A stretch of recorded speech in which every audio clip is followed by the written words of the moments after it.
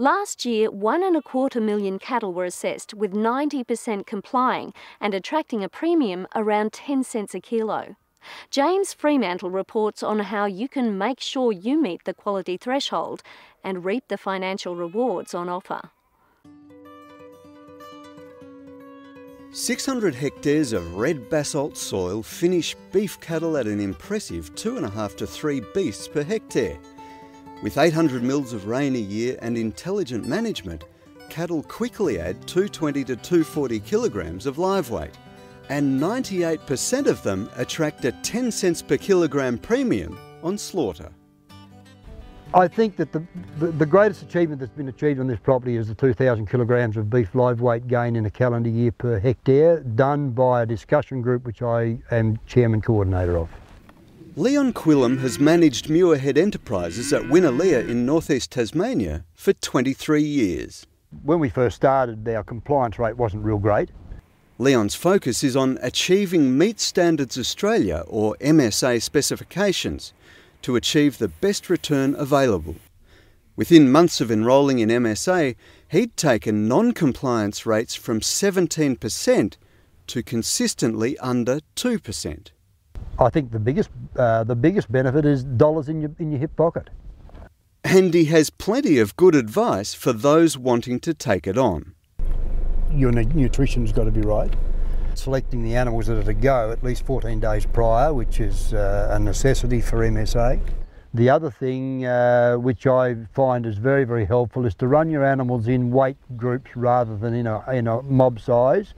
Management practices, processing systems, cuts, ageing periods and cooking methods have been researched to determine their impacts on eating quality and establish the MSA standards. So there's your total carcasses graded in the last 12 months is 858. You can benchmark your carcass. Mark Ingalls, MLA Livestock Supply Chain Coordinator, runs aptly named Beefing Up Performance workshops to bring producers up to speed on how to achieve MSA targets. Throughout the system there is cut-offs. We need at least 3 mil of rib fat. We need pH to be under 5.7, and we also need our meat colours to be either a 1B through to 3. So anything over that 3 is indicated as a dark cutter.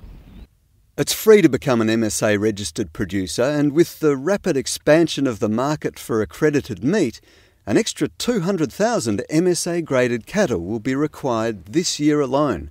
This financial year we are going to grade 1.25 million head of cattle, and in the 2010-2011 financial year where we can't see any reason why we can't grow the program by a further 20% to 1.5 million head of cattle. The overall aims for the MSA program are to ultimately increase the consumption of red meat in this country through the MSA beef and sheep meat programs. MSA graded meat doesn't require specialist knowledge from the consumer. This world best practice cuts-based grading system that specifies rating, optimal cooking method and ageing time ensures a consistent, high-quality eating experience from every cut, every time. The challenge for producers is attaining compliance. Really there's only 4 ways that a carcass won't grade for MSA, and that's meat colour, pH, rib fat and overall fat coverage.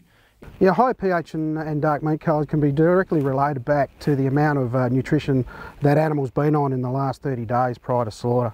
The animals need to be on a rising plane in nutrition, putting on at least sort of 900 grams a day, making sure that their energy requirements are right and their glycogen buckets are full when they go to slaughter. At the point of slaughter, the glycogen stored in the muscle cells converts to lactic acid, which brings down the pH level of the meat. If there's not enough glycogen, there won't be enough lactic acid, and the meat will be dark cutting, which is not MSA compliant.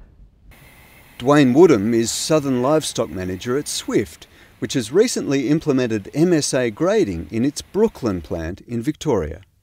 Market signals have shown that there's a greater demand for MSA branded beef that we're receiving from consumers.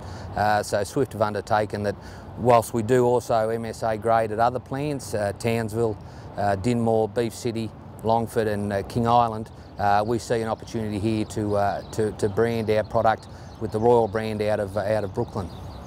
This now gives producers more opportunity in which to market their cattle, so they can now target different markets than they've had before in the past. That means greater financial rewards for producers and greater confidence through better eating for consumers.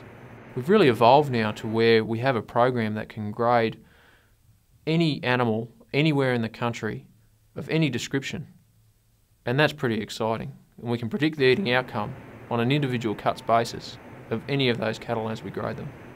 But with some strategies likely to be counterintuitive to some producers, it does require the application of learning.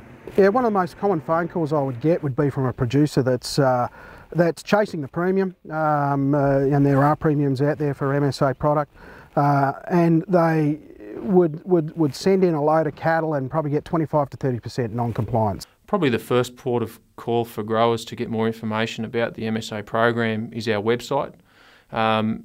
Then we also run a number of workshops, beefing up performance workshops that are conducted with processors where we invite along their clients as well as other MLA and MSA producers. Now in its 11th year of commercial grading, MSA is going from strength to strength. We've really gone away from selling what we have and delivering what consumers want.